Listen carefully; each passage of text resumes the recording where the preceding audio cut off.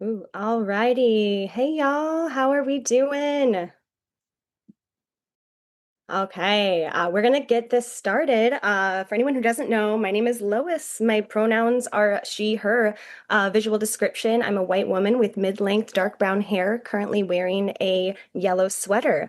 I am your co-executive director here at Fringe, and we also have Roddy, our programs director, who's in the chat both on live stream and here on Zoom. So make sure, I know there's a lot of people joining from the live stream on YouTube. Feel free to jump in that chat and Roddy will answer your questions and make sure they get put into this room for the panelists later. All right, before we kick off too much further, I want to acknowledge that the Hollywood Fringe acknowledges we are on the unceded lands of the Gabrielino, Tongva, and Chumash people. Our statement serves as a practice as we commit to furthering our connection to Indigenous communities past, present, and emerging. You can find out more about our land acknowledgement as well as resources at hollywoodfringe.org/land. All right. If you're joining today, I am assuming you are interested in BYOV, or also known as Bring Your Own Venue at Fringe. We're going to dive into all of that, the logistics and the guidelines from Fringe, some best practices from brilliant panelists who have done this before and very successfully.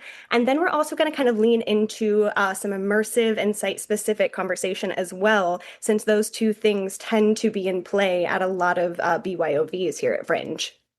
Okay, we have auto captioning on to provide access, but know that if you would like ASL interpretation, we can provide that as long as we know 72 hours in advance for our workshops and town halls. Email us at support@hollywoodfringe.org to get that going if you would like that access point. As we said, this is being live streamed and recorded. So hi, everyone on YouTube. Reminder, please jump into that chat, get involved. We want to make sure we're all in community together. All right, we're going to keep announcements short, but I'm going to always remind that registration is now open for the 2026 Hollywood Fringe Festival. Oh my gosh, I can't believe we're here already, y'all. 16 years of Hollywood Fringe is crazy. A reminder that April 15th is the the printed guide deadline. So you need to have your registration fee paid and your venue booked in by April 15th. And we're going to talk a lot more about that later, but that guide deadline is important, especially for BYOVs, because it's going to be important for people to know where your show is. And there's a few extra steps that come along with doing a BYOV. So keep that deadline on your radar if you are going this route. Okay, make sure you don't miss a beat by signing up for our general newsletter. Additionally, once you are registered, you get a participant newsletter. That is a really important thing. So register as early as possible. That way you don't miss a beat. You get all of the deadlines, you get all of the marketing opportunities. It makes sure that you know that you are participating in the Fringe so we can have our eyes on you, making sure that you are set up for success. And reminder, we have tons of events just like this, some in person and then some here on Zoom. You can find out all about those at hollywoodfringe.org/events. We have two actually coming up this next week. Our first community days, which we're super excited to launch this year. It's a more chill hangout in nature, more sober friendly vibe, as opposed to our office hours, which are in bars in Hollywood. So please join us at Plummer Park this Saturday from 10 to 12 p.m. Make sure you reserve a free ticket on the website. That way we can email you that morning and let you know where in the park we will be.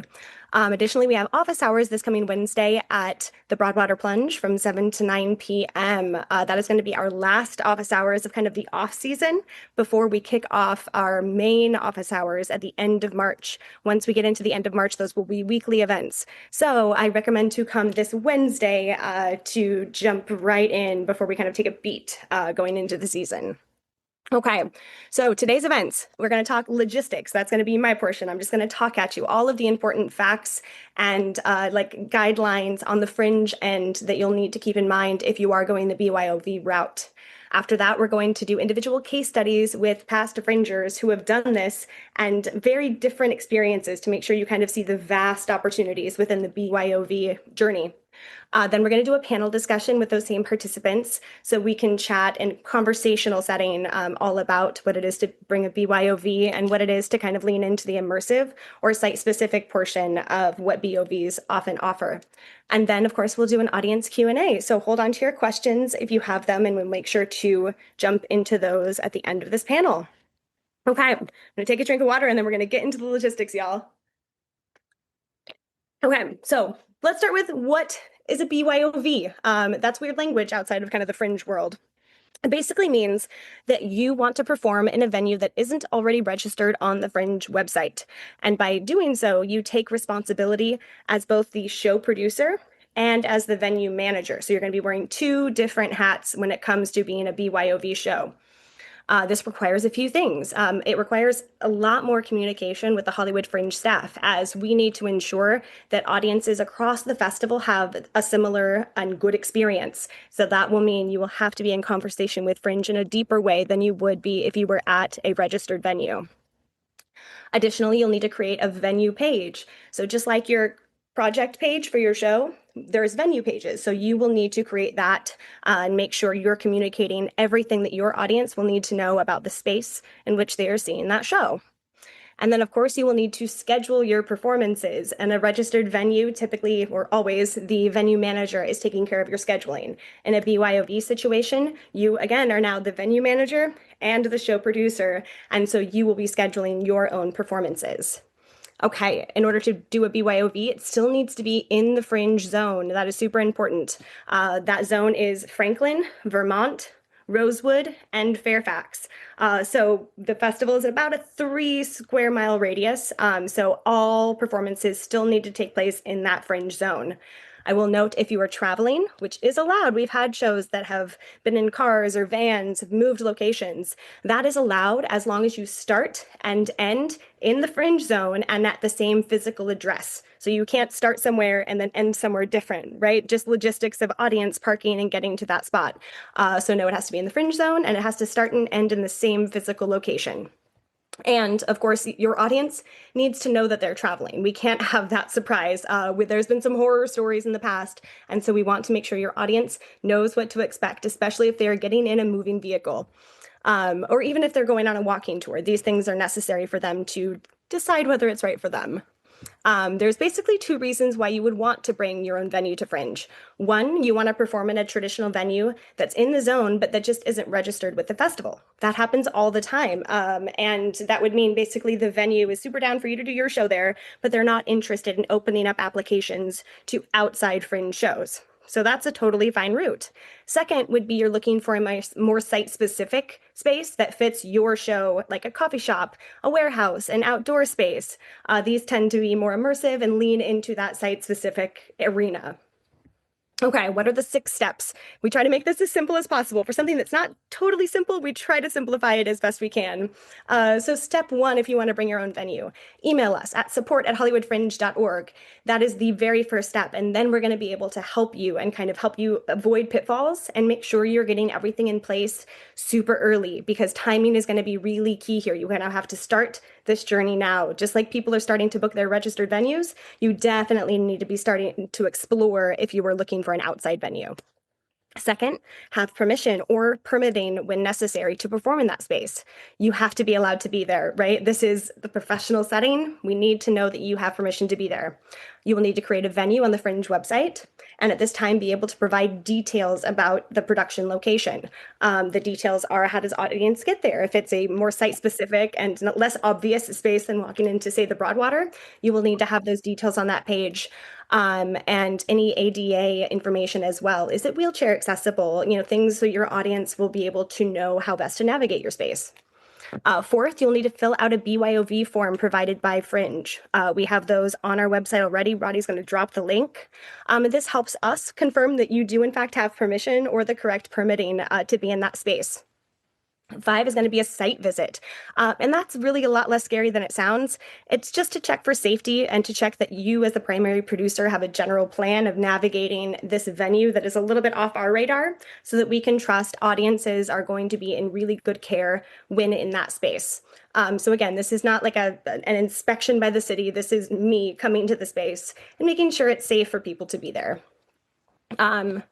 Last, you're going to need to acquire insurance. That goes for every show, but it's especially, we will need to be additionally named on your insurance. So it's the same $1 million general liability, but naming Hollywood Fringe as additionally insured.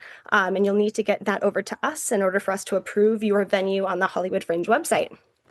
Once all 6 of those steps are completed, Then your page is live and you can start to schedule your performances. So all of that needs to happen by April 15th because you're going to want to be in the printed guide. If you have a venue that is not already housing other Fringe shows, it is imperative that you be on our Fringe map, that audiences know where to go for your show, because you can't have a listing if there's not an attached performance location. That's something to remember. Okay, let's talk permits and permissions. This is important. We're not a young festival anymore. We're 16 years old and the festival gets way too much press and attention for anyone to go rogue here. And I say that with all seriousness. So please take that to heart. If you are doing something unsafe or without permission, that will end your journey at Fringe. So we don't want that. Permission is required for the use of any privately owned or rented location. I will need to see proof of the owner's consent for you to be there. And that will all need to happen prior to tickets going on sale on the website. The deal you make with this private business or private property is entirely between you and them.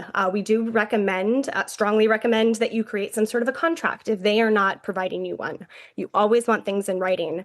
And that said, like, building a relationship is really imperative when it comes to a BYOV, because you don't have that same safety net that you have walking into a registered Fringe venue where they are a part of the community. They have an agreement with us that they're going to do right by participants. With a BYOV, you need to nurture that relationship, because I can't tell you how many shows have gone the BYOV route and then not gotten to perform because something fell through with their venue. So you need to really care for that relationship and make sure you have things in writing. That way you don't put a whole lot of time into a show that never happens. Okay, let's talk permits. Permits come into play with public spaces and may be required depending on the nature of your show. So there's two different kinds of public performances. We have low impact shows in public spaces. These can often fit into busking rules, which are basically, it means you're not using any kind of amplification. You're not blocking or bothering pedestrian or street traffic, remembering they have the right to be there. This is a public space, right? With sidewalks, especially, we've done a lot of sidewalk work at Fringe, but you need to remember that you're not messing with the flow of traffic and that you're providing proper space for a wheelchair to pass by without issue. That is also incredibly important. You also must avoid going into private property, so you have to know your boundaries. It's kind of a research project when it comes to doing any sort of public work, because so quickly you can jump from public to private without even realizing it. And so really knowing not just the space you're going to play in, but the space surrounding it. That way you can follow all the rules and have zero issue. So that's important. Know your boundaries. Also, funnily enough, playing the hurdy-gurdy on the street in Los Angeles, not allowed. I can't tell you why. Roddy can at some point. So that's a fun fact that you should ask Roddy about at the next office hours. But that is in writing on many websites. No hurdy-gurdy. So there's that. No low impact. So we're talking about low impact that often fits under busking without permitting. That means small audience. Low impact is not 20 people surrounding your walking performance. We're talking one-to-one shows or small groups of maybe 3 or 4 max participating at a time, right? So large crowds, not low impact. That is in fact big impact. So let's talk higher impact shows in public spaces. This is where you get into needing permits and a lot more permissions. Larger events that have medium to large crowds that block or hinder the public's ability to use a public space, or any show that requires a change of that space, will require a permit. No questions. That will require a permit. The good news is it's not terribly difficult to go this route. Go to the the Department of Public Works, Bureau of Street Services, into Street Use Division. And then you can start to explore what it means to use like a public sidewalk or a public street, something in that public domain. Additionally, we have public parks. That's going to be the other place that some shows will choose to play in. We've had several that have been in parks and they've been really, really successful. To use a park without a permit, you can, as long as the following are stuck to. You can't use amplified music. You can't use any form of PA system, bands or disc jockeys. No bounce houses. They're very clear about that rule. No bounce houses or large tents that are 20 by 20 or larger. Outside catering companies, food trucks, any sort of food or drink sales cannot be a part of that show. Any sort of competition or race or sporting event, hard no on that. And this one is key. You cannot do a public performance in a park for free without a permit if you were charging for tickets. So it would need to be a free show. An example I'll use, a past participant has done like a silent disco in a park. It was a free show that people just RSVP'd for free tickets on the site. And that was allowed because, again, it was a free show and she followed the no sound, there was no amplified music. It was a silent disco and the show kept to itself. The last thing would be anything that impacts normal park use for everyday people, that's where you're going to run into a problem. So really it comes down to respect with a lot of these kinds of questions when it comes to public and private spaces. How are you not going to piss anyone off to the point of them coming at you because something is wrong, right? That is something you're going to want to think a lot about if you're planning to produce in these spaces. Permits for public park works must be submitted at least 30 days in advance, and it tends to be one permit per application date. So you're going to be spending about $25 per day of performance, or at least that's what it was the last time I looked at that site. And Roddy is going to drop a link to the parks page where all of this information can be found into the chat right now. With all public space work, it's important to build a relationship. I'm going to keep saying it, making sure the space in which you're building that relationship, but also neighboring businesses. It's so important, again, to not piss people off. The more of a relationship you're building with those around the space in which you choose to perform, the better your experience is going to be. They're not going to have an issue with you if you've built a relationship and you've built that trust. Or worst case, if there is an issue, they know who to go to. So they're not calling someone else to handle it. It's really, really key. So even if, let's say you're on a sidewalk, what are the businesses that could possibly be affected that a patron could possibly walk into and ask questions, or that a line might form and impact their ability to sell their brunch menu? All things to consider. So building the relationships, not just with the space that you're in, but the spaces nearby is going to be really important. Additionally, consider bathroom options. An audience expects to be able to use the bathroom when they see a show. It is what it is. So make sure that you have figured out, if you are on the sidewalk or in an alley, what are the bathroom options, and make sure that you have a relationship with a business nearby and that you're not just sending patrons in knowing that there's a restroom they can use. Again, building that relationship, because I can promise you a business is likely going to be really chill about it. In fact, maybe there's a partnership you can build. We're like, hey, I'm going to send my people over to grab a coffee at a 10% discount that we've established, and they're going to go use the restroom. Some of your butts go into their seats, etc. So it's a good thing, but make sure you're getting to know your neighboring businesses. Okay. That is about the gist of all of the logistics that have to be considered at this stage. So ideally, you do have questions, and I promise we're going to get to them at the end. But remember, the takeaway here is if you are planning to go the BYOV route, the first step that I want you to do after you get off this panel tonight is email support@hollywoodfringe.org so we can begin to have a discussion to make sure your show is ready to rock come April 15th when that deadline hits. Okay, we are going to start with a case study. I would love for Christina to join me here in this proverbial room, and we can talk about your show. Hi. So thrilled to have you here with us today. So great to be here. Thank you. It's all the way from Australia, I want to point out. Yes, at the moment in Adelaide. Yeah. Traveled the furthest to be with us. Exactly. But it's only like 1 p.m. here, so it's not too bad. Nice. Yeah. So I'm going to start and just introduce yourself, your name, your pronouns, and a visual description, pretty please. Sure. So hi, I'm Christina Evans, and my pronouns are she and her. Quick visual description. I've got medium length brown hair. I'm a white woman with a black and white spotty top on. Yes. Yeah. So it's been a couple years since I've seen you. The cool thing about the Fringe community is being able to have panelists on who have participated in so many different years of Fringe. So I'm excited to kind of dive into history here a little bit.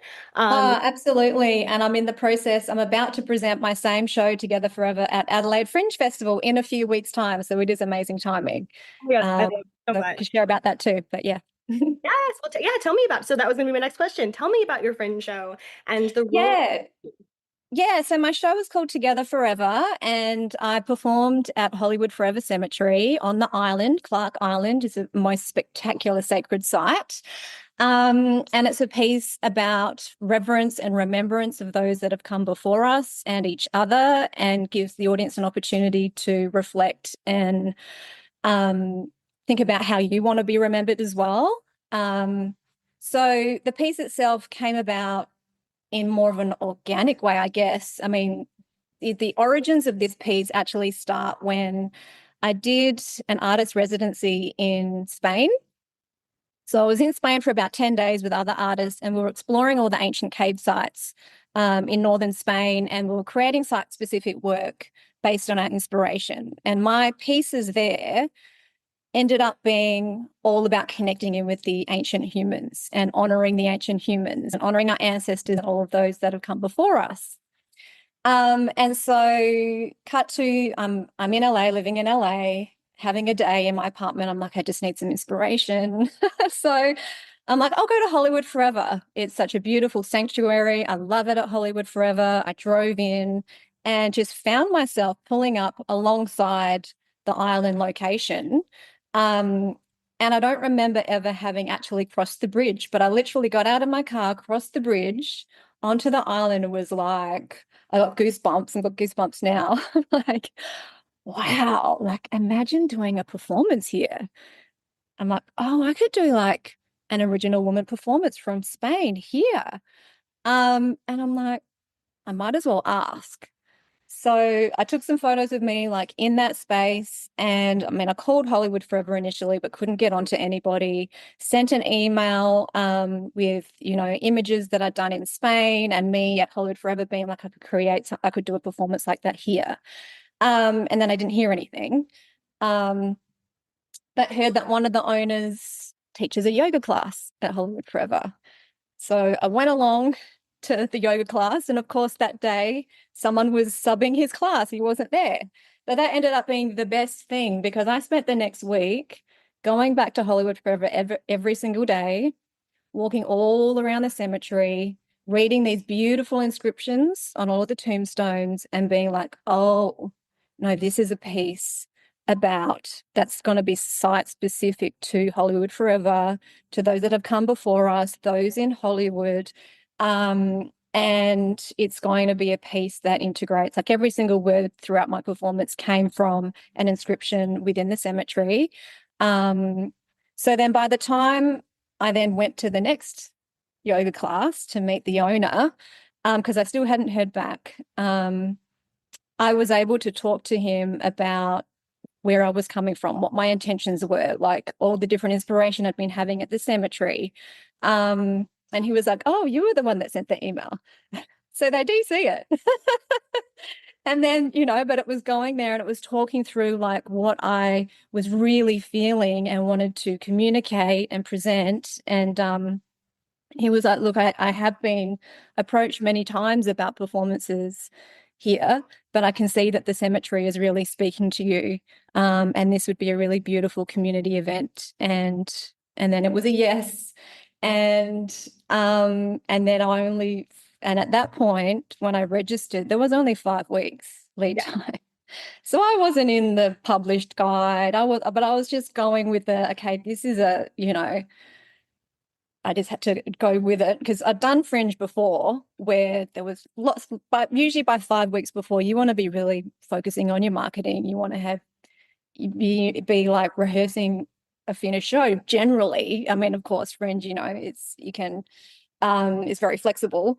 But anyway, I knew what I was in for because I have done multiple Fringes before in terms of, there's a lot that you need to do in terms of your marketing, in terms of your just all the things, your producer hat, your performer hat and everything. But yeah, I got just a lot of support, and because of the site itself being open to the public, I was able to go and spend a lot of time there, spend a lot of time creating in that space, spend a lot of time rehearsing and meditating and walking around, which was, yeah, just fantastic.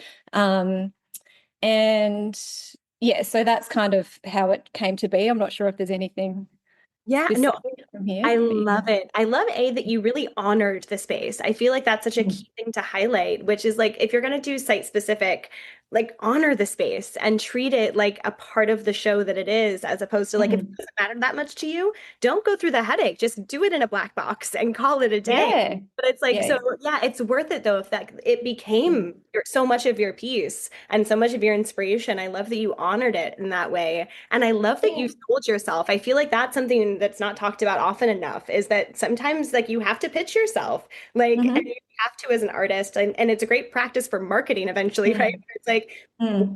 Why should they take a chance on you? So they don't usually let Mm. people do performances there. Why should you Mm. be different? And I love Mm. that you took the time to pitch yourself and let them know, like, no, no, no, Yeah.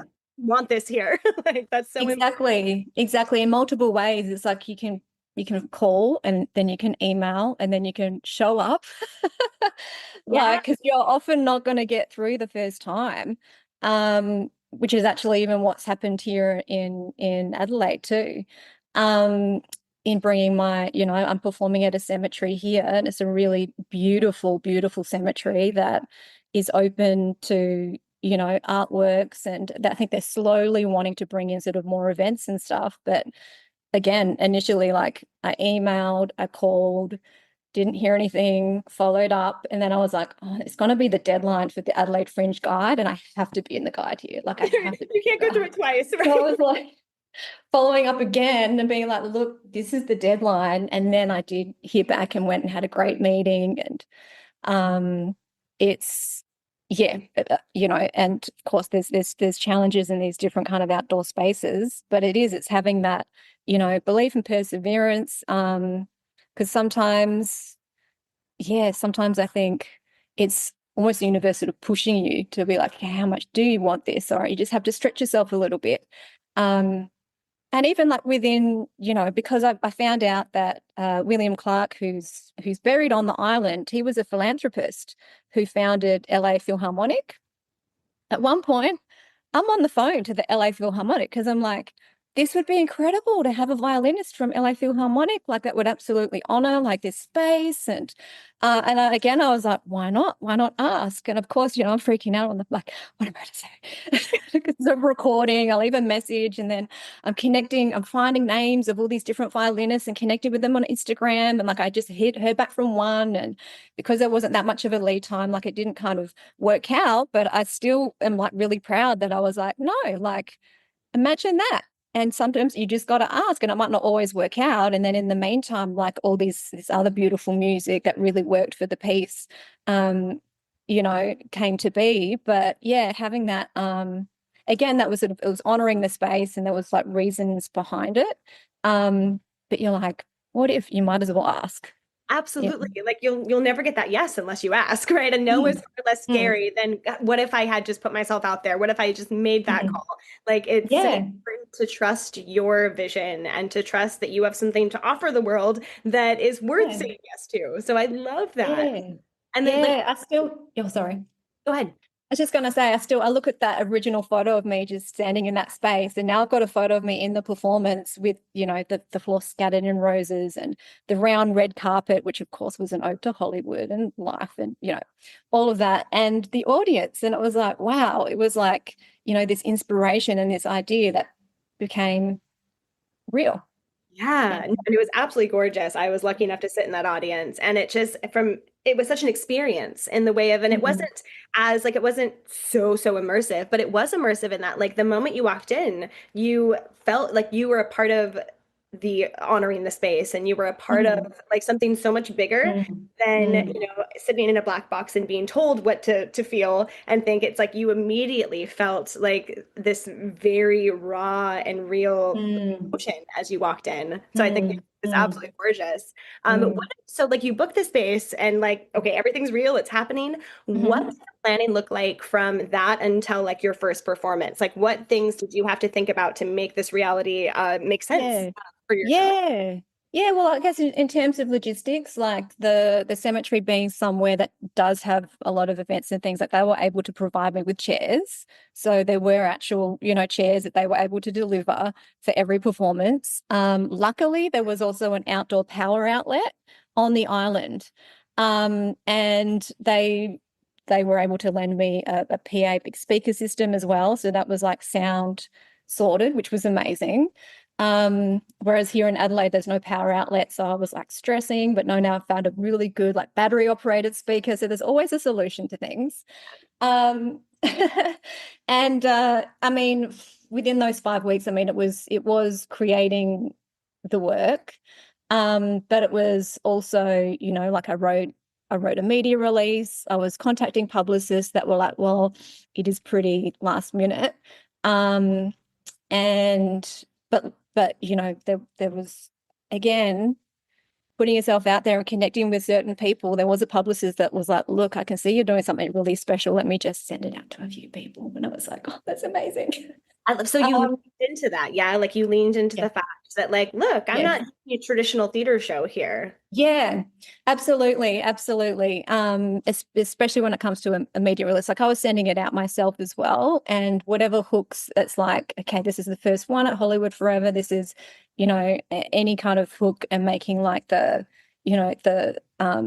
heading like something, just really getting really good with like something that's going to hook people in. Good imagery. Like I'm very blessed. My husband's a photographer and a filmmaker, and he's like my number one collaborator. So without him, like he really helped me with all the technical stuff, with the designing of my postcards and my posters, and being there to set up the sound system and to kind of run that technical stuff.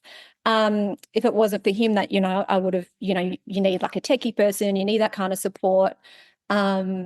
And I also organize volunteers, because my biggest concern was it's such a big cemetery, and no matter how many maps and this is the location that you send out, people are going to get confused, they're going to get lost, they're going to go the wrong way or whatever.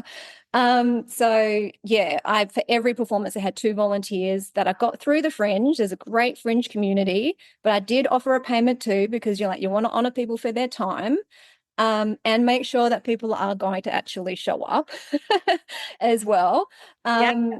So someone was at the gate guiding people, even though like we also set up witches' cones and signs all the way through the cemetery. So that was like part of like getting there early. There's all those sorts of things like signs, just this is where you go and park. But we still had a volunteer at the front to guide people, and also a volunteer checking people in. So bringing a table, like having your own like check-in for tickets and everything. And yeah, because when you're not in a traditional venue, you're not going to get that, but there's always ways, and there's Oh, always people who are willing to help, and it is such a great community, um, and very supportive. So yeah. I think 100%. I think that's a key to remember with BYOV. Don't wait till the last minute to make sure you have a team in place, especially like Mhm. oftentimes at Fringe, just like you, where you're the producer and the artist. And so you do not have the capacity day of performance to be worried about grandma who's lost at the parking gate and Yeah. can't find her way Yeah. in. Or, like, so you need to Mhm. have people that you trust or pay them to Mhm. trust them Mhm. to make sure that you can be an artist so that you can turn off the producer Mhm. hat, so you can turn off the venue manager hat. It is so Mhm. important to have even like one extra person that you don't think you'll need. Make sure you have Yes. people. Because I remember even like the day of your performance, I had no problem getting to the location because you had Mhm. maps. It was such a brilliant, Mhm. you people know ahead of time, hey, I can't wait to see you for the show. Reminder, here's the step-by-step guide on how to get there. And then you named, Mhm. I remember that volunteers would be at these different spots. And just Mhm. to set the audience at ease, right? You immediately take Mhm. care of those anxieties that come with like, okay, Mhm. I'm about to walk into a cemetery, which can be a very emotional experience or very Oh, nerve-wracking absolutely. experience. Yeah. And so Yeah. all of those steps really made it easy. Whereas I remember when we did our walkthrough, I got so lost. But once you had all those things in place, Mm. it was a game changer because it wasn't super Mm. easy to find, but you made sure to Yes. take care of your audience. So I love how Yeah. well you did that. Super important. Yeah. Is there anything else you did to prep your audience for? Because like yours definitely, it was immersive and certain like the audience was definitely Mhm. involved in your production. Could you Mhm. talk about like that and some precautions you took to make sure your audience was kind of ready to open up their souls a little bit for your piece in that way? Yeah, sure. I mean, I guess for the audience, it does literally start walking through the gates, of the cemetery, um, because you can't help but start thinking about life and death, and what when you're in that space, and the stage itself was like covered in roses, but I also had like a trail of roses that the audience could follow, like further further along. Again, just sort of like, oh, here's an honoring, here's a little gift of love, as you're sort of getting in there. But then as the audience was checking in, I had these red cards that each audience member needed to write one or two words about how you want to be remembered in this life. So that gave, space and time and meditation on, well, yeah, how do I really want to be remembered? Which then, and that got integrated into the work. At one point, I read all of those out. And yeah, so they did that, and then, would make their way into the space, which already had beautiful music of Le Vie en Rose playing in a very old Hollywood way. I was really trying to do that, not to old Hollywood as well. And yeah, so I guess that was the sort of introduction. And then, they would sit down, and then, I came out, and it was a mixture of dance, of talking, of integrating how they wanted to be remembered. And then every single audience member received a rose and a message, a beautiful message from one of the inscriptions within the cemetery. And some of them, very beautiful. Some of them are like, really fun, and yeah, so they got to take their rose with them. And I know that there were audience members that afterwards would walk around the cemetery and then go and give their rose to a grave. So that was sort of all part of the experience too. Yeah, I love that's yet another way you honored the space that, has Yeah. moved you and your art into. Mm, And so and you may not have any stories like this, mm, but did you have any experience where, because it's a public space, right? People are mm, going to be in that space and have nothing to do with your show. Did you run into mm. any confusion there, or did you just get lucky and kind of not have any interaction? I had like when I was sort of like setting up the space, and people would, just be wandering in and asking what was happening here. And I think, some people then ended up staying for the performance that way. Um, but then, because I only did 3 shows, and I think two of them were already outside of the opening hours of the cemetery. Um, so no, but at the very last show, we did have a peacock that came across the bridge right after I finished, and then walked around the whole mausoleum and out. And I took that as a very positive sign. But yeah, the peacock wanted to really check out what was going on. I love, And right, of course, the swans were there. Yeah. yes, and what a perfect example of like the happy version of like you have to be kind of prepared as an artist and a producer when you walk into these Mm. spaces. There's more left up to chance than when you're in a black box theater where you have multiple Mm. venue managers and who are looking, and nobody's walking into a theater without a ticket. And so I think Yeah. it's a reminder, like yours ended up being a fantastic story, but they're not always like No, no, yeah. And it's going to be much more very, open at this I'm in this beautiful garden location here for Adelaide Fringe. And yeah, I think there might be more people kind of wandering around, but that's going to be part of it too, and that's fine. And if they want to stop and watch, absolutely. Like and I um feel like that's a really good point. You have to kind of make that decision as like mm, on how you're going to engage with the outside public. It's like you can either yeah. like make it very clear to them, and like sometimes that means having like a player in the show that's really just in character and responsible for Mhm. answering people's questions who are trying to figure out what's going on if you don't want them to be a part of it.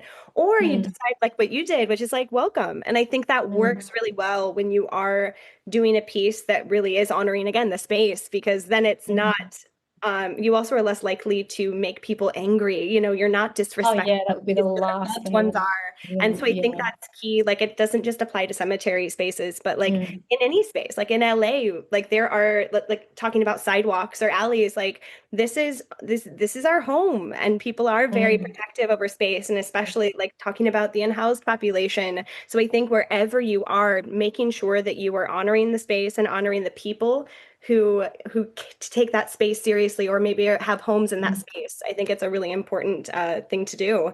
I Mm-hmm. have one last question for you, and it's so kind of jumping back to the beginning, but I'm so curious. Mm-hmm. Did you have a written contract with Forever? Like, how did you make sure that you were like, okay, I trust this is going to happen and I can like put tickets on sale? And if you didn't, that's fine too. I think I might have had like these are the dates, and he kind of signed off on those because we needed to make sure that the dates didn't interfere with like the movie screenings, but we sort of agreed on the dates. And I'm pretty sure there was something, but it wasn't like an official contract.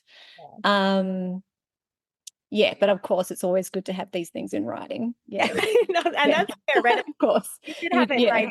Right. I will say that's a huge step further than like a phone call where it's like, damn it, I have no way to prove that we've Oh agreed yeah. on this.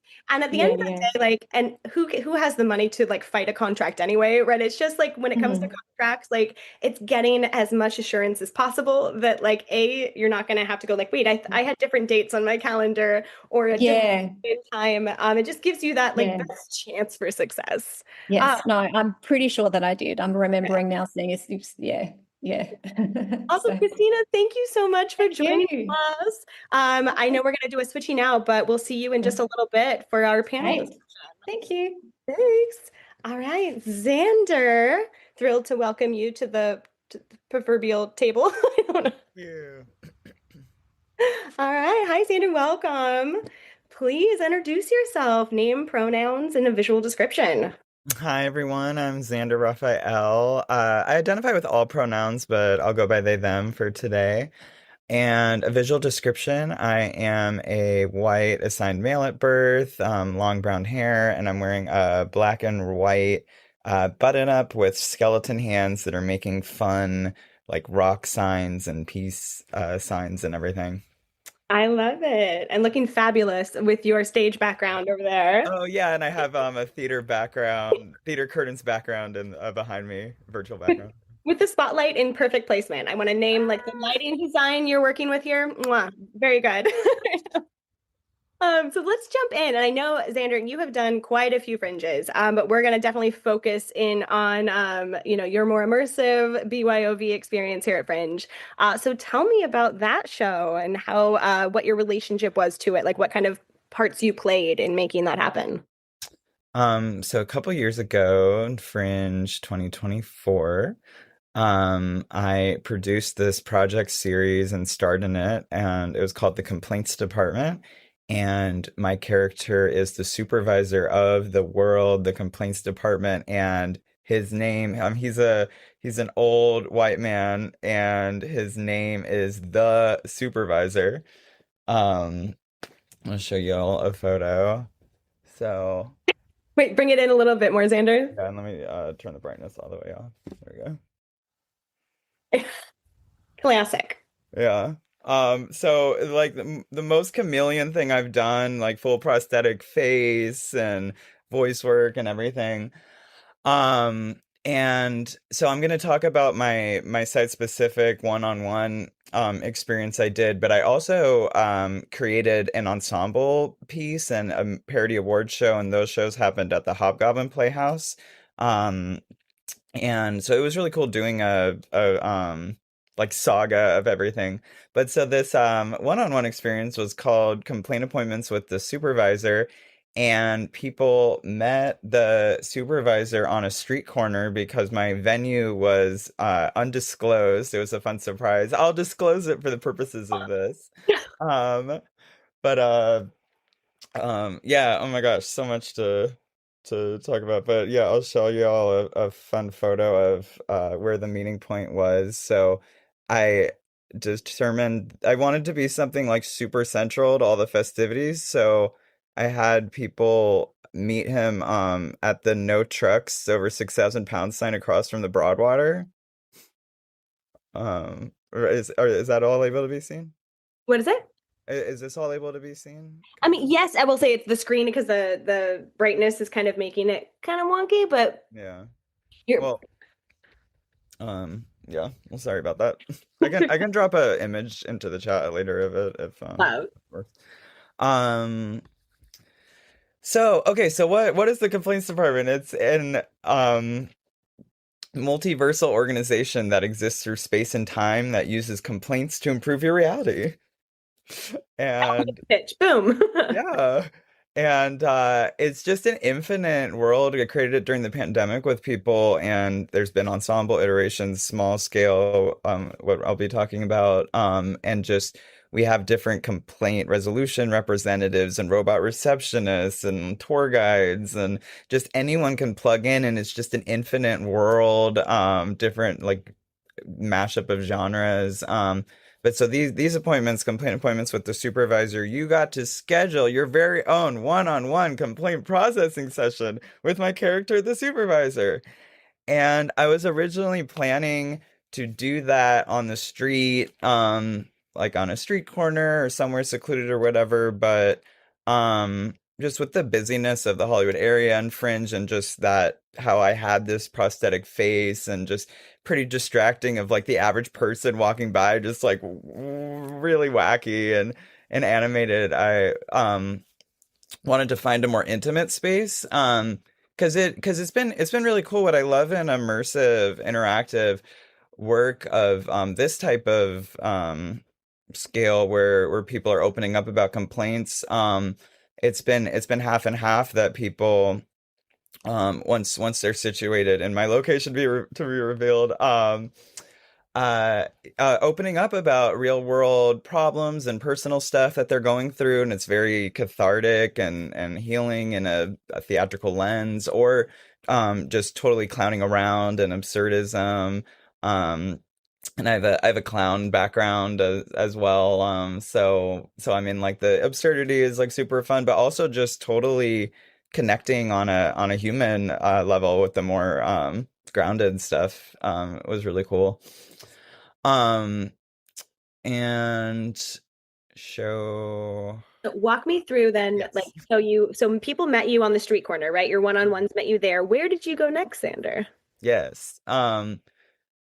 So yeah, here I'll read you the pre-show onboarding email because one of the things is how did you orient people into the world beforehand. So I created a specific Gmail address for this whole experience, and it was complaintsdepartmentservices@gmail.com. And when people, well, for the through the Fringe site, I would message people through my profile, but then I did this experience beyond Fringe, and so then I started emailing people from that Gmail. But I would say, "Hello, audience member.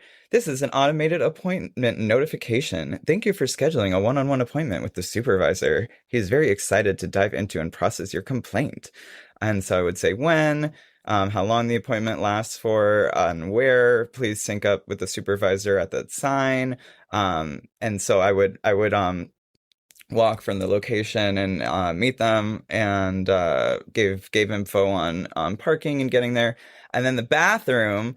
Um, um, okay, yeah, I'll get to the bathroom. Uh, yeah, and then I just signed off the complaints department, a little thing for them to fill out beforehand for personality assessment. Okay, so That's key. I uh, just want to highlight that for a second because, yeah, you did all the right things there. I think it's key if you're going to have a moving piece, just like Xander did, you have to like initiate trust early. That way, when they walk to a street corner as told to, they're not going, fuck, like, I don't trust what's happening here. So I Mhm. think you did the exact right thing in making sure they understood the assignment and that you were taking care of them right from that first email. So well done.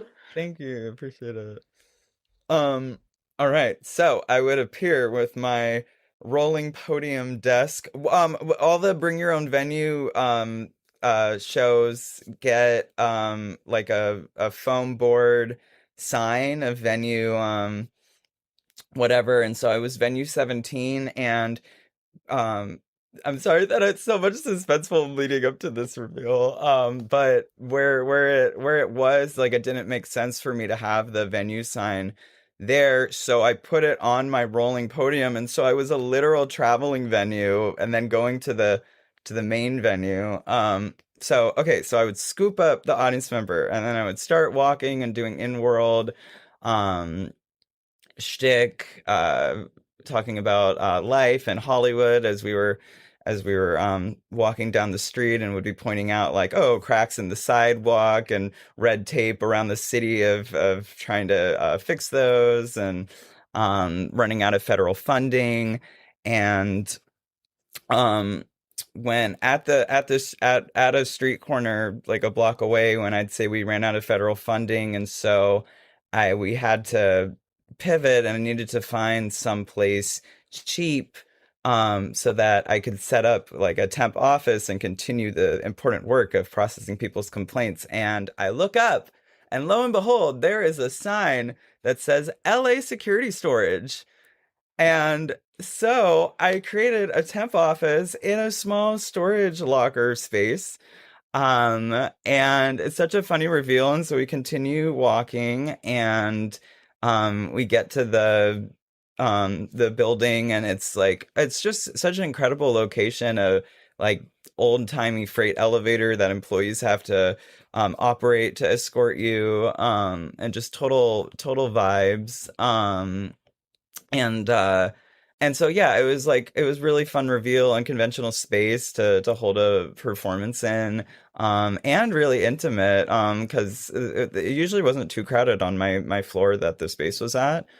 Um but yeah, so yeah, I put on my creative producer hat and started going around to different spaces, and like yeah, it just aligned with that business. Their family owned business.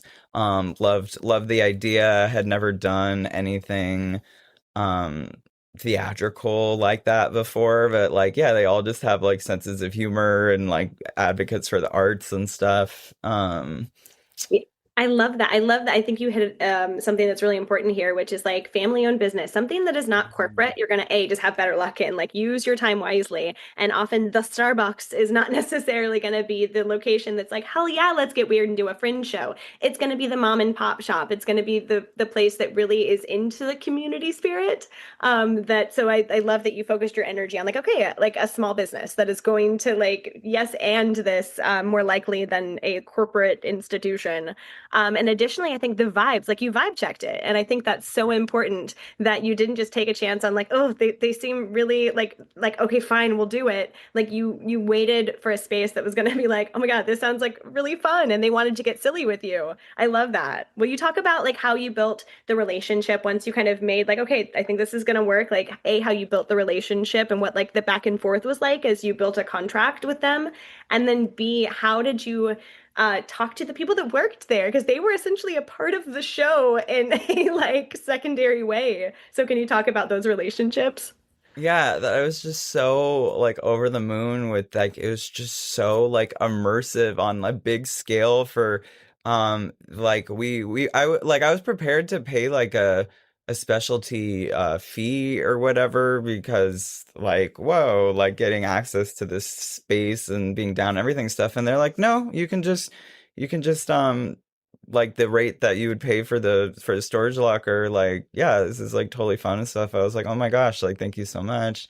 um and uh there's usually three employees that are like at the front desk and operating the elevator, and two of them on the more shy side, like acknowledge them like somewhat, oh thank you, how's it going? But one employee that has a theatrical background was really into stuff, and so I'd be like, oh, how's it going today? And I have like a icebreaker checklist that I'd be asking audience members questions, and I would ask him questions. And but regardless of the employees, like just my clown background and like loving like immersive interactive work and stuff, the supervisor, anyone on the street like in that location, just totally interact with, and so all of the employees just love that. And I was asking them at the time, I was like, so how does it work if I'm just totally hamming everything up and there's other tenants using the elevator and stuff, like it's just too out there or whatever? And they go, it's Hollywood. If they're weirded out, that's their problem. I was like, oh my God, okay. But that's the exact right question to ask, right? Like Yeah. getting the temperature. That way you know how to be a really good tenant. I guess at this point you're a tenant, Yeah. you're a client of theirs. Like Yeah. how to play and stretch the boundaries without having a really uncomfortable situation. Because all it would have taken is kind of overstepping that first performance and then you're locked in for like however many more. And so I think that was really smart to kind of figure out where the box was. And that way you could be respectful in that way. And actually, you touched on like, yeah, this is Hollywood, right? You were in a very public, I mean, up until you got to the storage unit, that was a main strip of Santa Monica. And I want to name you were in a mask, which can present a whole host of other interactions, if you will. So, how did you consider safety going into your production to make sure that like A, you were safe and that you kind of had a plan B, or did you have a plan B? Um, so safety for me, like I would walk at a pretty brisk pace with the rolling podium to and from syncing up with an audience member. So if like I'd engage with people and like if it was fun like vibing out, clowning around, like I might if I had the time I might stop and riff, but if there was something problematic or whatever, just like keep moving and people in general don't chase you down. So like that was working with me, but I normally didn't have problems. Just some people just get like wide-eyed or like whatever, and then we just split off. And then having people around that are average looking that you're doing this stuff with, then that immediately makes it evident of like, oh, okay, this is some kind of performance. And then like, yeah, not really any trouble when it's like a group of people and stuff. But yeah, let's see, anything besides that. Yeah, you kind of had like a really solo adventure compared to most. Like you definitely did a lot of it on your own. And I think naming too, like I think you had a shorter walk, so I think like you really did know that area. It was an area you frequented as a fringer. It was near venues. I think that's key. So just to name anyone who's thinking about doing something similar on like a different area of Hollywood where there isn't that connection to Fringe, I want to warn you to use that much more caution because there was like on this strip, like the Broadwater was right there, the Hudson was across the street. Like there were these safety pockets. Like you want to know where you're going to dive into if you need to, because we live in a scary ass world, right? Like, and so it's important to know like if you are in a space that you're less familiar with, where are those safeties? What coffee shop is open that you could pop into if you needed to be around other people, that sort of thing. But Xander, I know you did have, so you might not have had like a lot of people in the moment for your performance because it was like that one-to-one, but who did you have on your team so that it wasn't a totally like solo producing journey? Yeah, and I just thought of one more thing, safety wise, that I was able to do the performance whenever during business hours, but and business hours would close at 6 on Monday through Friday and 4 on Saturday and 1 on Sunday. So like it killed me that like weekend prime time shorter performance things, but so also not doing it at nighttime was like a total game changer because I'm sure like yeah, things that could have been like a lot different at nighttime and not so much visibility like with daylight and just everything. So that also really contributed to safety overall. So smart. Um, I'm going to add to that because that's 100% right. I think if you're doing a BYOV, like hot tip, experience the space during whatever hours you would be performing in, right? Like you were like that's so smart to do. You did daytime hours, even if I know some of it was because you were stuck to them, but like you yeah. didn't have to like know what it would be like at midnight on that street. So I think if you're planning a BYOV and you know what times you're going to perform, scout those spaces, like see what it's like. If you have an 8 p.m. show on a Friday, check it out. It's going to be different than 8 p.m. on a Tuesday. So kind of do that pre dry run for all of your performance times and dates. And then, so sorry, yeah, Xander. So tell me about your team. Who did you work with behind the scenes? So I've been continuing to do this experience ongoing, and that's just self-running with myself. But at the time during Fringe, there were 3 projects that we were balancing around with the other 2 happening at the Hobgoblin Playhouse, and those were a lot of moving parts and a lot of performers involved and production people and everything. And so I had a stage manager, associate producer, that was helping with a lot of the digital communication with audience members, and I had a couple other assistant producers, and but yeah, it's very just me at this point of just marketing and just like and I've been doing this experience on and off, and yeah, it's just a matter of continuing to connect with people and figure out when times work for me and them and everything. I Do you have any more specific questions around that? I think that's it for now. But we're going to dive right back in the panel discussion in just a little bit. So I'm going to say goodbye just for now, Xander. Thank you so Um, much for Yeah, joining. and then I just want to share about the bathroom that yes, the space had one bathroom in the lobby, but it really would deter from the experience of it being broken up if an audience member used the restroom, and I didn't, and I like did my best to not have to let them know about the bathroom ahead of time, keeping the location a surprise. And so just in the onboard email, I said, please use the bathroom before you arrive. There are public restrooms available at Hudson Cafe, or like the Broadwater. If you decide to use the restroom during your appointment time, we are like at my location, we are not liable for any metapsychological damages resulting from being sucked into an eighth dimensional multiverse where you will be swarmed by toxic positivity. Um, Example is like you can give the rules or give the expectations without ruining the fun. Like you can do all of these things in character. And I think that's something like that can be a really fun adventure for an immersive or site-specific piece is to kind of build the world from the moment they buy the ticket. So I love that. Yay. Thank you so much, Sander. Okay, we'll see you in a little bit. And then I'm gonna have Brooke come and join me here in the Zoom room. Roddy, you're doing great work with all the spotlighting. Hi, Brooke. So good to see you. Always good to see you. How are you? And I'm getting to like see all Fringe friends from different years at the festival. I love it. I love your enthusiasm. It's contagious. Thanks so much for being here. I'm excited Sure. to your journey, which was, if I remember correctly, kind of like not that far outside of the COVID times, which was, I'm sure, adding some. 2 years ago. Yeah. 2024? Yeah. 2024. Yeah. Okay. Yeah. So let's dive right in. Introduce yourself, your name, your pronouns, and a visual description for anyone who may be blind or low vision.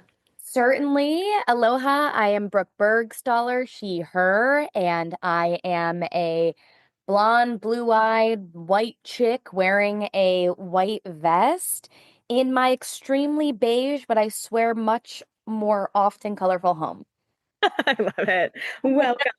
So tell me about your show. Kind of dive in both like what show you did and then like what your BYOV was, because that was one we'd never had at the festival. So kind of Yeah. why your BYOV? Yeah. Well, thanks for having me on here. This is fun. So I co-produced along with my co-producer, Isabella Salampour. We created the Woo Woo Comedy Show, which was a monthly stand-up comedy show that we were hosting at a venue at an office that I had access to essentially in like the Fairfax area by LACMA. And so when Fringe came around, we were really excited to have the chance to potentially participate and kind of culminate all of our woo-woo shows into like a bigger event. And so I submitted for Fringe using that same office space. And then I got word that it was like a block or two out of the jurisdiction. And instead of feeling like I felt defeated for a second, and then I was like, no way. I have a bit of production background. So, I went on the Fringe website and was looking at all the venues and was like, okay, maybe there's slim pickings here. And that honestly seemed harder to me than just finding a new venue. And so as I'm percolating and just trying to think of what's in the area and what we might have access to, I literally, in a moment of LA Kismet, I was walking to an acupuncture appointment and I walked past this, So LA. oh, LA, I know, but I walked past this beautiful space that I'd seen so many times before and have been extremely curious about, but I'd never been into. It wasn't typically like open apart from events, and it was called Pow House. on Melrose, kind of near Paramount Pictures area. And I happened to just walk by and there's this awesome marquee outside. And I just like knocked on the door and was like, what happens here? And it was a really perfect fit. You know, they're still operating. I really recommend the space for other fringers out there.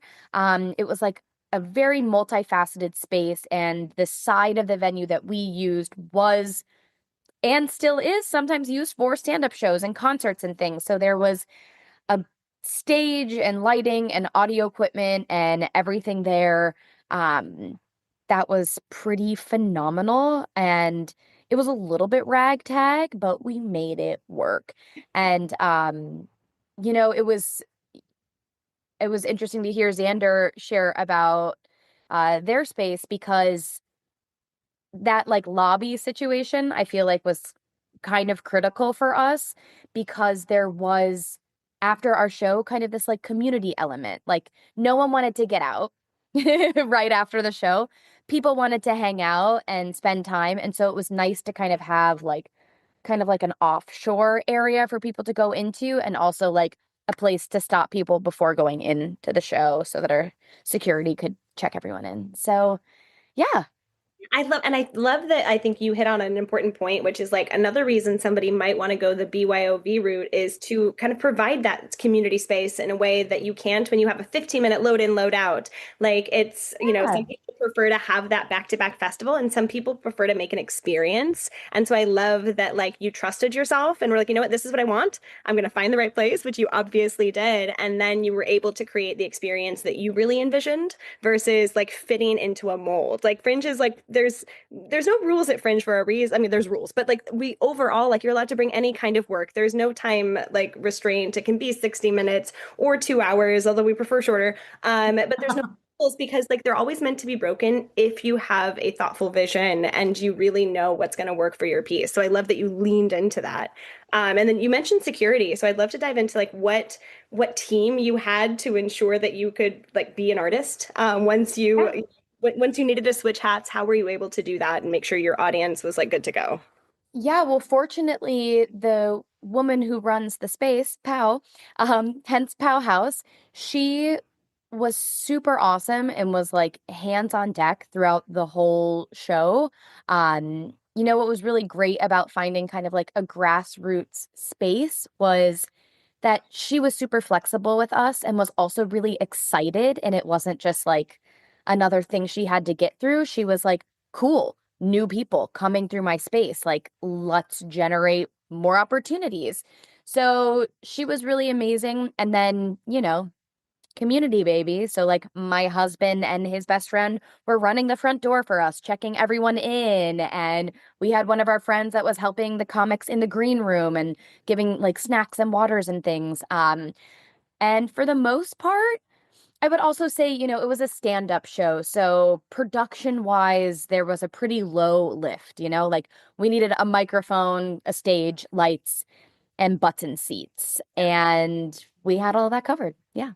And I think that's important, right? Like kind of know like ahead of like you deciding to go the BYOV route, like kind of know what your deal breakers are, like what do you absolutely need in a space, but then also what are you willing to do? Because yeah, if you are like if you're walking in with a full-fledged 2-hour musical that needs spots and like you know if there's hundreds of cues, maybe the BYOV ain't for you, like because that is essentially Yeah. going to be on you unless you're partnering with a theater and you're paying buku bucks to do that. So I love like yeah, like knowing what you need and if you don't need a lot, it's what a perfect like chance to build community in addition to the Fringe community. Can you talk about kind of your relationship with Pau and how you like got to know her and make sure that like okay, this is going to be a good experience and I don't have to worry about, you know, them canceling a week before the festival? Yeah, I mean, I literally just like bombarded her at her place of work and was like, what happens here? And again, because it's like it's just her. I believe it's still just her like running this rental facility. So she was super easy with us. And yeah, it was just kind of like a vibe check, you know. We did sign a contract, and if I remember correctly, and this probably would have been helpful, so I apologize for everyone, but I think there was something like a flat rate that we owed to her, and then we were able to charge for tickets on our own through the Fringe site. Yeah, right? That's how it works. So yeah, she was super flexible, and again, can't recommend the space enough. And also, to your point, like definitely know what kind of production you're looking for and what kind of resources are going to bring it all to life. And then also like allowing the space to lend some creativity, and maybe this space actually creates a whole other scene that you didn't see coming in your production because you're on the floor or because there's windows and doors. I don't know, um but yeah, it was fun. It was fun also introducing that space into my life and into my community. And again, there was like a marquee outside, so we got to like put our names on the marquee, and that brought in some people. So that was really fun. Yeah, and I love that, yeah, like letting the space, like don't coming in so locked into what your vision started as to not let the space add to it. What do you have any examples of like how the piece changed once you found the space and once you were in the space? Yeah, I mean, well, for instance, because this was this woman's space, like she had things and furniture that were not movable. I remember that, yeah. She had merch she did not want to put away. Yeah. And we were kind of like, okay, we're getting one hell of a deal. So I guess we'll also have to be flexible. And traditionally, a green room for comedians would probably have a lot more space than what we had. But quite literally, there was like a green room, and then you could open the back door kind of into like their garage facility. And so we were like, okay, this is a free moving space for the comics. It's not elegant, but everyone's just that's just the name of the game for today. So, yeah, I would say a little bit of that. Yeah. I love that. I think that's a great like piece of advice just all on its own. If you're going to go the BYOV route, especially having that flexibility and being prepared to like flex that flexibility is going to be so Yeah. key, because it's not like when you're working with, all of these traditional venues in the fringe community where they kind of, I mean, they're less flexible, therefore you're less flexible. Everyone kind of has like, they know what they're getting going in. Whereas if you're going to explore a new space, you're getting to know a new person, you're getting to know how they operate and what their deal breakers are. And so I think that's a really, really good word of advice to anyone jumping like, over that cliff essentially. Yeah. And whether it's the owner of the venue or the location manager, like these are people, and they're industry people. And so if you treat them like people, like I think rapport can lend to that flexibility too. Yeah. Have you been able to do anything in the space since your fringe run there? No, we have not. No, we have not. But she does continue. I've been to another stand-up show there, and there's like sister units. I'm not sure if you remember this, Lois, but next door there was a stageless space, and so she was, there were some concerts and things being held there, which was pretty awesome. Honestly, kind of a dream to have a space like that in LA. Yeah, no, I remember when we did, the walkthrough, which anyone doing a BYOV is going to have to do. I love the chance getting to walk into a new space. Like, holy shit, I had no idea this like movable space existed. And it was kind of like half art house, half like warehouse, but like the kind of warehouse you're not going to like need a tetanus shot after visiting.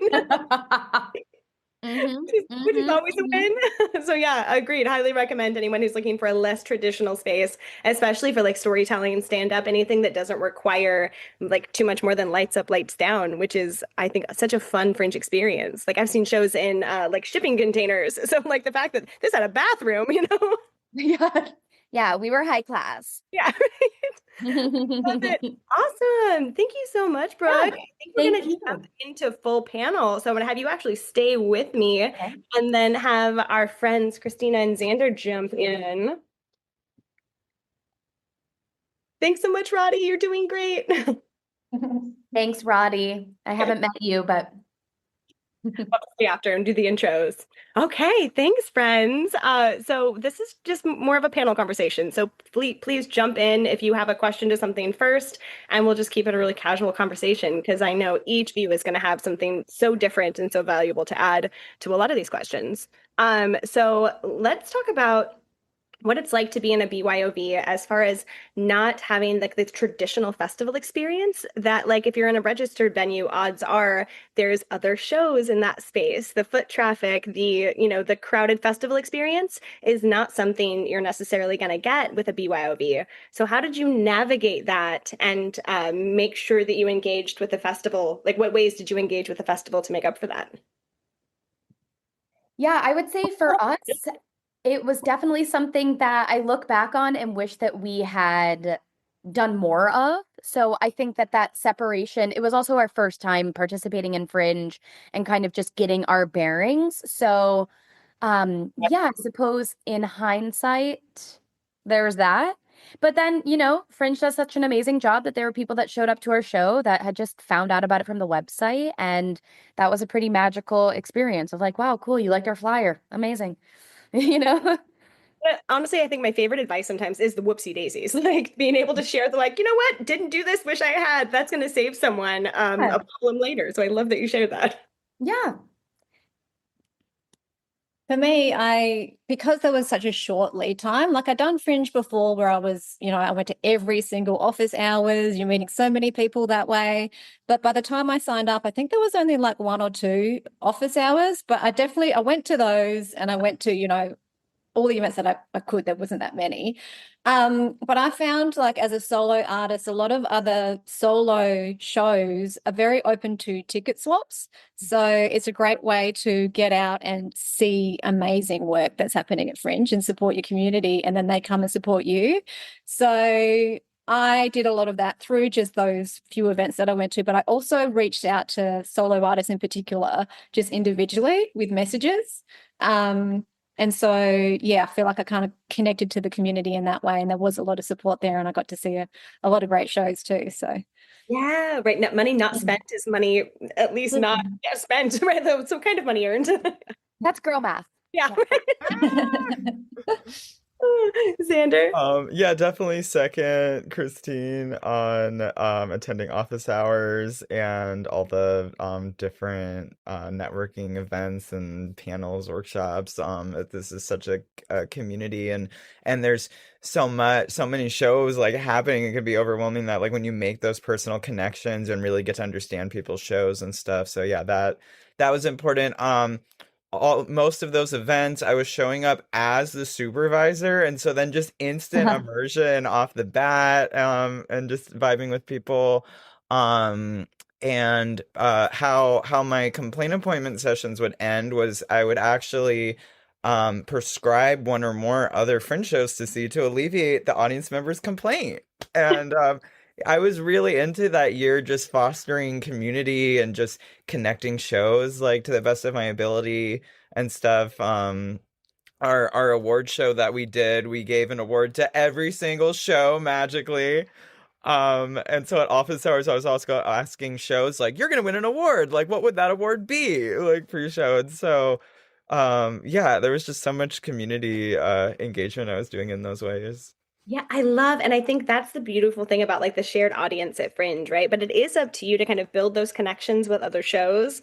That way, like you're sharing audiences. And I think anything you can do, like find the solo shows or find the clown shows, or in Sandra's case, every show, but find ways to like, okay, I know that people are gonna like your show if they're coming to my show. So I'm gonna give them a shout out at the end and it'll come back to you, right? So using each other to kind of build your audience, I think is such a beautiful opportunity at the festival. And I want to note, like, also in Xander, the mask, like, I love wearing a costume to office hours. It's one of my favorite things, and it absolutely works. Giving people an actual visual of your show is the best marketing. But please tell Fringe staff if we ask you to take off, or like take off your mask to Fringe staff if we ask you, so that we can just be like, who is the person? Thank you so much, and move on. It's a safety thing, so I just want to name, if I'm running after you in a space, it's because I need to see your face at least once, and then you can go about your business. I love that. Let's talk about general like marketing. Did you, when it comes to your space in particular, did you use that? Did you highlight? I know we talked a little bit about it, Christina, but like, how did you kind of use the space to sell your show apart from the rest? Because as much as it can be a con, because it's like not a part of the rest of the community, it can be a cool thing too. Like, oh shit, I want to go to that venue. I've never been to it before. So how did you use that?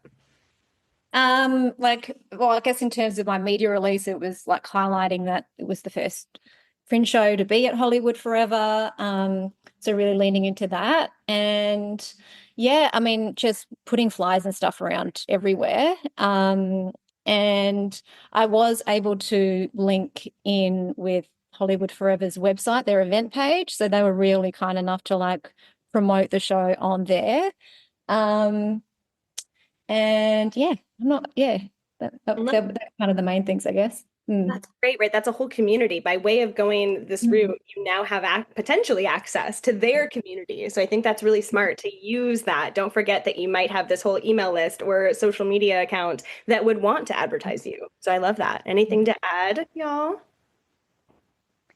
I will just say, one fun thing about our venue were that people in the area heard what was happening and then came to the show. So that was kind of cool because we were allowed to be loud at our particular venue. So yeah. But yeah, I'm not sure specifically like how we incorporated that. We included it on our flyer and in all of our advertisements and things. Yeah. And I think some of it is just organic too, right? By way of having your own venue page, that is a way that you're set apart because there's not 100 shows listed under your venue page. There's one. So just organically through Fringe, you're getting a little bit of extra marketing by way of having your own venue, or at least or specific marketing, if not extra. Yeah. I love it. Were there any like hurdles that you didn't see coming? Oh, sorry, Xander. I'm so sorry. Yeah, jump in. Yeah. So my venue is called the supervisor's temp office. And so just all the like weird, ambiguous stuff that was happening was really in my favor for just the people that are really into out there stuff. And so, and then, yeah, so if people saw that, they'd click on it and then they saw like the photo of me at the street corner and just these descriptions and everything. But what was really fun was I was doing a bunch of performances every day if people booked a slot. And so on the website, like it was just all of these things of complaint appointments with the supervisor like happening today before shows at night. And so it was like, what is this? And so that was just like worst nightmare. so that was really fun that like a lot of the shows during the week would happen at night and then it's just like me during the day. So it's like that was like a really cool way for people to discover me. Oh, 100%. I think that's a really good point. And yeah, there's so many. So no, too, if you're doing like a one-on-one, there's no such thing as like you can have as many performances as long as they're like actually happening. That is key. But there's not like you can't have there's no limit on the amount of performances, especially with 1-to-1 or 2-to-1, because we know that in order to make your money back, you're going to need to have multiple 1-to-1 showings. With that, actually, Xander, follow-up question, because you had the opposite where you were keeping your venue a secret. So how did that potentially play into your marketing of like, did people come just because they wanted to find out what in the hell you were like, what was this like venue that you were being so elusive about? Yeah, for sure. Either, yeah, just the elusiveness of that or just people that were doing it. Like, I also love like word of mouth that happens like that. Like, you got to do this, like, trust, like, just go. Yeah. And then just hearing like that is just such a unique experience for everyone. Like, I had all these tools in my toolkit, of different like fun activities and just advice or like just a Rolodex of things of just of pre thought of or just in the moment just being so like authentic and there with what's happening. So people also hearing how personal each performance and appointment was really cool. Yeah. Oh, it was very personal. I love, yeah, you could get the silly, but then you could have the serious, and it really depended on what energy people went into that with. Yeah. Let's like totally switch gears from the creative into like accessibility and just like what were the steps or any tips that y'all took in that like you don't have a venue that's telling you what the accessibility of the space is, right? Like if a traditional venue is going to let you know whether it's wheelchair accessible, whether the ADA restrooms, or whether the restrooms are ADA or size inclusive seating. How did the three of you kind of navigate how to judge how accessible the space was, and then and any areas that it wasn't fully accessible, communicate that to your audience so that you didn't have somebody showing up who couldn't take part in the experience of the show. Well, at Hollywood Forever, there was like a patch of grass that people would need to navigate over. So that was just like, letting people know that if they were in a wheelchair, there'd just be that little bit of grass, but then the bridge was wide enough and they didn't have to be in a seat. There was plenty of room. And the toilets there were accessible too, which was great. So there wasn't too much to navigate there for me. Yeah. Yeah, I remember when I was looking at Pow House and the issue of accessibility came up, it made my heart skip a beat because it wasn't something that she had really assessed for herself. So I had to make sure that, like, at the very least, it was wheelchair accessible, and that the bathrooms were wheelchair accessible. Yeah, so that I do remember being like, how have you not figured this out very clearly for people renting your space yet? Yeah. Yeah, but I think that speaks to a hurdle, right? In coming into the BYOV, you are now maybe doing things that the original venue doesn't do on a daily rental basis, Yeah. or they're not there yet in their rental journey. Because I think a lot of people are still learning accessibility terms and how to like think these things through. So I will say it's a great chance for producers to kind of dive into like what that means, learn the terminology. And then at Fringe, you don't have to be in an accessible space. What you do have to do is full disclosure. Our thing is to make sure that nobody is taking the time, spending the money to come to a space that they cannot access to the fullest. And so it's just about disclosing that and really having, the full knowledge of what it looks like to be in that space. So I love that. Like, and you did it, right? It was like, okay, scary for a minute. I'm going to dive in and figure it out.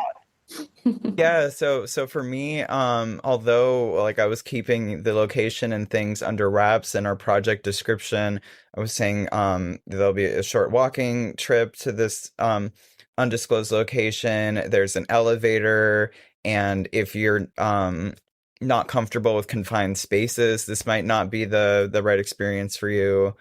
So all of those major things that would like affect someone's comfortability for sure. Yeah. Oh, Xander, that's so important, right? Because sometimes like accessibility is not just the physical accessibility. It's the like maybe somebody is, yeah, they're afraid of tight spaces. That's going to become an issue for you and them the moment they get into that elevator. So I think, yeah, thinking about those less like the things that not everyone is thinking about, like sensory even is one, like, and we'll do a whole workshop for any of the participants in the room. We do town hall number 2 is all about accessibility and kind of going through these terms and showing you how to add these flags to the website so that you can, if nothing else, fully understand the accessibility of not just your space, but your show. And then also some tips on like some low hanging fruit. What can you do without a lot of money? Because like, let's be honest, most people can't afford to put an elevator into a space that doesn't currently have one. But there are steps to be able to provide just a touch more access than you were, the show before, which is the goal. So I would love to jump in because we're almost to questions. But I love always like pros and cons. So like now that you've all done this journey and a different like varying, okay, we're doing good at a variety of different levels. Like, what are the pros and cons that you want the new producers to kind of have in their brain as they're starting this new journey? Okay, well, I thought that participating in Fringe was such an honor, and we were bringing a non-traditional medium to the space. Maybe we'll be back with a one-woman show, but yeah, to bring stand-up, and I'm sure that there's been stand-up shows before, but it was really It was early. I want to say you did hit it early. Like it's not like there were never any, but you kind of that was the start to like a whole like push of stand up at the festival. So you can take right that. on, right on. Thank you, and so I will.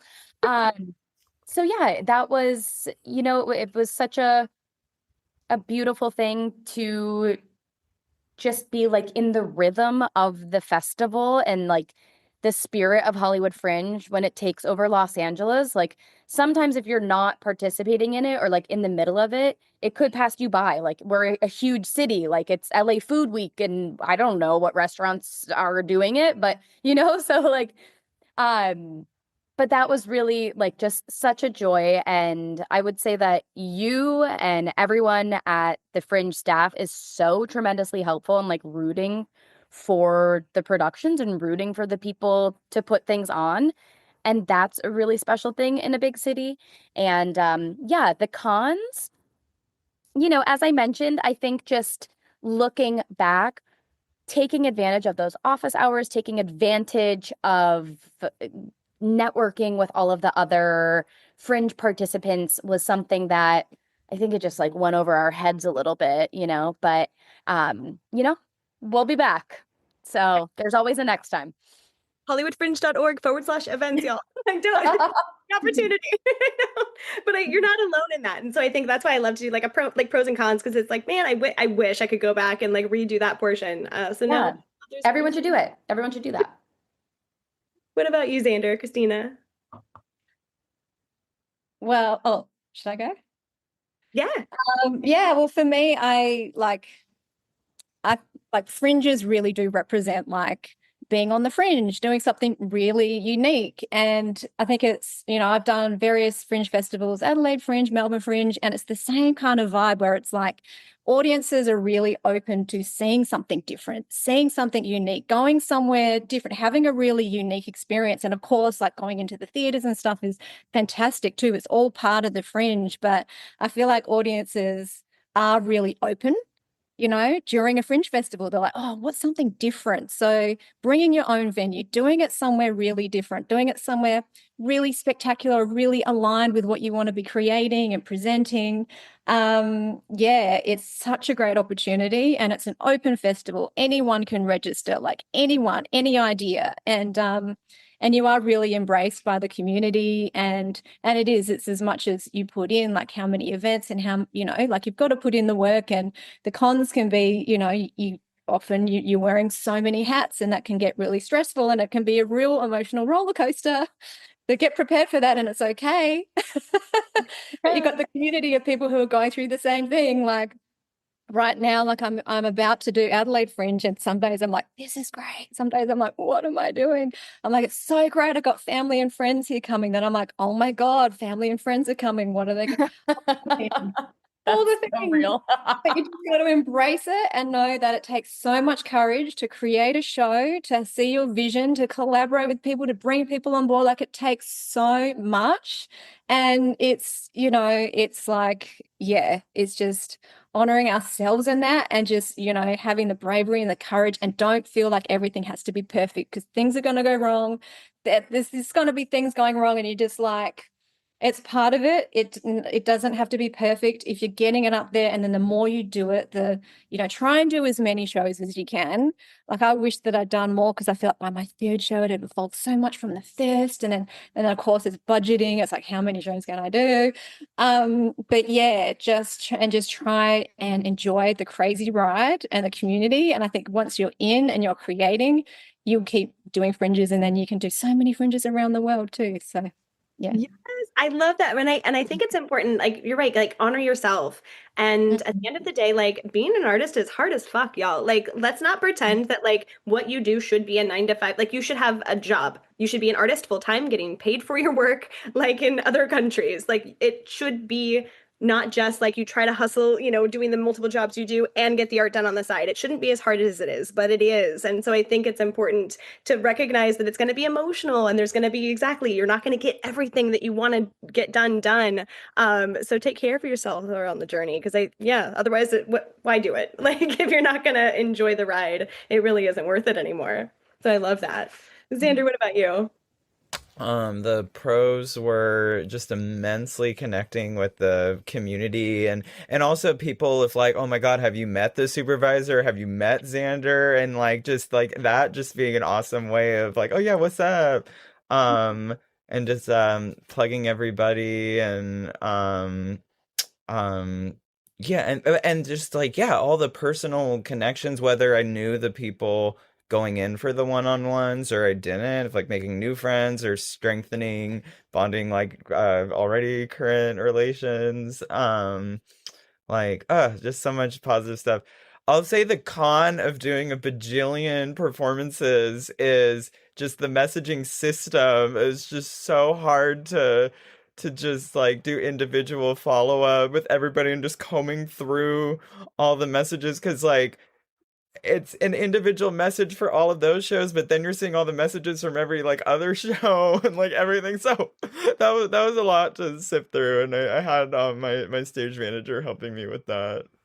No, I think that's really good to point out, right? At the end of the day, the technology is not perfect and certainly not, while it's welcomed and we love it, the site is not designed for 100 shows in one, like under one project in one afternoon. That's just not how it was designed. It's simple if you have, for anyone new who doesn't know, once you are selling tickets, you have a list that you go view or, sorry, message patrons, and you're able to send an email through the website to all of the patrons for each performance. That way you can do it as a bundle, let them know, here's the directions to the cemetery, like whatever the details are, you can send it in that one message. But yeah, it gets complicated AF when you have to send it to each individual one and then pulled back. There's not like a thread of emails, so you have to keep that organization and I think add time to your schedule, right? To make sure you can, follow up there. That's a really good point. All right, I think y'all, we're gonna jump into some questions. And then if we still have time, we got a couple more things I would love to know. But so for anyone here in the room, or I know Roddy is checking the live stream to relay any questions from the YouTube. But we'll go ahead and call on y'all. If you have a question, just kind of either raise your hand or you can just take your, put your video on, that way I can see. And from there, let us know your name and what show you're bringing to the Hollywood Fringe. Start marketing now. Start getting people in the habit of remembering like who you are and what show you're bringing. And then panelists, if it's logistics, if the question is kind of like a how does this work at Fringe or a guideline rule question, I'll just jump in. And then if it's anything creative or best practice, I will let you jump in as you were called to. Cool. All right. Any questions here in the Zoom room? Or Roddy, feel free to unmute and let me know if there's anything on the YouTube. We're looking great on YouTube. There's no questions that have come in yet. Okay, perfect. Well, then I'm going to go ahead and ask one, and then if anyone has a question, feel free to pop it in the chat and let us know, and we can bring you, we can unmute you and bring you in. But I would love to know like step one. So let's say, because new producing is already hard if you're new to producing, what would be like those first steps that you would recommend a producer who is looking to go the route y'all did? What should they do tomorrow to get the process started? Don't do it all yourself. Assemble your team. Love that.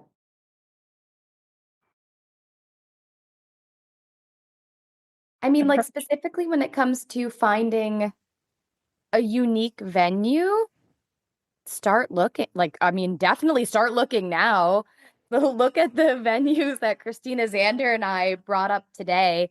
Go on, like, can I call out websites like Yeah, do it. Space and obviously like word of mouth. Take a walk around like the map of the Fringe, like possible areas where you're allowed to be, and really follow it so you don't get your heart broken and like find a venue outside of it. But yeah, I mean, this city is like teeming with unique spaces, and I think it's also a really beautiful opportunity, as you were talking about, Lois, like a mom and pop space, like not the Starbucks, but find the human that owns a space and wants to participate in something artistic and unique. And yeah. I love that. Yeah, go shop, go for a walk, figure it out. Like Go for a walk, but literally start yesterday. Okay. Yeah. And even if it seems like a total long shot, just ask, reach out. As we've been saying, reach out in multiple ways, show up. If you get a real feeling about a place and it just seems like, oh, there's no way that could happen, still just think really big and maybe it will. Or it could then just lead you to something else that's going to be even more aligned. Yeah, and I think piggybacking off of that, like if it is a venue that you're just finding at random, think about like the collaborative aspect of what could be in it for that venue or for that venue owner. How will you market? How will you put it on socials? Who will you bring in? What's in it for them? Not just like what's in it for you. Oh, hell yeah. Negotiate, y'all. Like we would like Yeah. pitch her show when it just to get the venue interested. But then additionally, if you're at a bar, if you know you have an audience, like woo woo, there's an audience here in LA. It's not like that was the first time you brought that show into the public. And so if you know you have an audience, you're like, I can bring in, 40 people a night, no problem. And hey, they're drinkers. If you're pitching to a bar, let them know, like maybe instead of having to put down money, you're able to do a minimum, or like there's ways to negotiate if you're seeing the win-win. We love a win-win model when it comes to producing. Like find a space that has you winning and them winning, and then tell them how you both win. And that'll get you a long way. Or in Christina's case, take a yoga class and make sure that you're connecting. I love that. And if you're good at getting like write-ups and getting the name, your show into the media, like don't underestimate the value that you're giving the place in doing that. Yeah. Throw around economic impact, y'all. Right now, like, I mean, it's no surprise that like the Hollywood local economy is shit. It is not doing great on any level. I mean, like no one's ever really recovered post-COVID. And like, so bars and restaurants, I mean, if you're going out, you're seeing they're not as full as they used to be. Often they're closed on Mondays. And so I think it's so important as community members beyond like the fringe or just the arts industry. Like we are a part of our communities, and figuring out, especially like in Hollywood when we're performing here, how are we like playing a larger role in the ecosystem. And the arts and the food and beverage industry, they've always been connected. You go to a bar and then you see a show, you go to a show, then you go to a bar, you go get the coffee, the restaurant, all of it works together. So I think the more we can think about like these bigger picture things, the better producers we are at the end of the day. Because then you're able to, buddy up with those bars, those restaurants, those coffee shops, because you see the big picture. And so start thinking about that now. That's the business entrepreneurialism of it all, right? Awesome. Any last thoughts, y'all? I'm looking one more time for questions. But if not, please tell me what you're doing now. Is there anything you want to promote? Is there any exciting things you have going on that you want to tell everybody about? Come to Adelaide Fringe. I'll be there in a few weeks. What's the name of your show? Yeah, we'll have to connect for sure. Yeah, I'll be there in early March, so we'll definitely connect. Fantastic. Awesome. Yeah. Christina, what's the name of your show? I'd love to look it up and hopefully see it. Together Forever. Together Forever. Okay, cool. Yeah. I can't believe you did it at the cemetery. That's so cool. Yeah, and I'm doing it one here as well in a really different but really beautiful garden space, and it's very special. I got family members there too, so yeah. Right on. Cool. Continuing it on. Yeah. What are you, Brooke, Xander? Anything to shout out? Yeah. Find me on Instagram at Brooke Stellar. I'm performing improv and stand-up all the time, and that's it. That's it. Just winding and grinding, babe. Hollywood. What about you, Xander? I know you're always doing something. Yeah, I have a couple things, but also thanks for the reminder on Instagram, Brooke. I'm gonna type that out too. So yeah, I have been doing my complaint appointment show on and off. So this is the link post Fringe. It's been housed on Everything Immersive, which is an incredible database for all things like immersive interactive happening around the world. And it's free to list your show as long as it's in like the immersive interactive VR like type escape room type stuff. So the link with get tickets right now, it goes to a Calendly that is empty because I'm not doing appointments, but when it's happening, like that's how you can I have a free ticketing platform through Calendly. So I'm just all about cutting costs and for the guerrilla indie thing, yeah.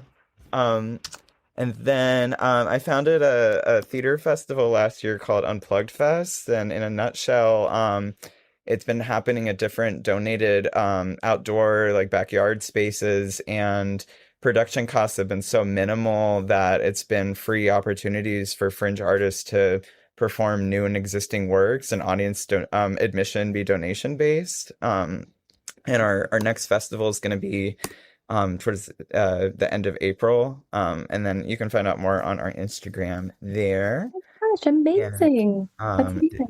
This is my Instagram, and then just one more awesome festival to shout out. The Joy Who Lived Fest is coming around soon, and Laser Weber, who's an awesome past Fringer, founded that, and it's a trans and gender non-conforming theater and comedy festival, and I might be doing a project or two in that. Auditions are happening right now, so it's so cool that there's a trans performing arts fest. Hell yeah, it is. And a lot of fringers I know have work going into this year's festival, so I'm excited to see it. Yeah. Yay, awesome. Well, y'all, that's it. Roddy, if you don't mind, because I know you're in the YouTube chat, Sandra, you cool getting these links dropped on that side as well? Yeah. That way you get because I think a lot of people are watching on the YouTube. So awesome. Panelists, thank you so much. We're so honored that you are giving your valuable time and energy and experience. So thank you for sharing this with the next generation of Fringe artists. And to everyone in the audience, thank you for being here in community on Zoom. Have a good night. Thank you. Thank you, Lois. Nice meeting you guys. Hey. You on the internet. Bye. Bye, everyone. Take Oh, care. thanks so much. I was gonna say happy fringing. Thanks, you too. I'll email you, Christina, about my Adelaide plans. Yeah, love it. See you soon.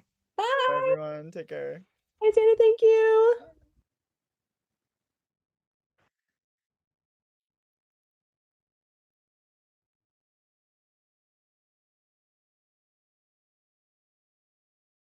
It's like immersive and interactive happening I around the have the world. live stream still going on And because I don't want to it's cut it free off to because it's a delay. list your show as long as it's in like the immersive So we will be interactive out of here in just one VR second. type.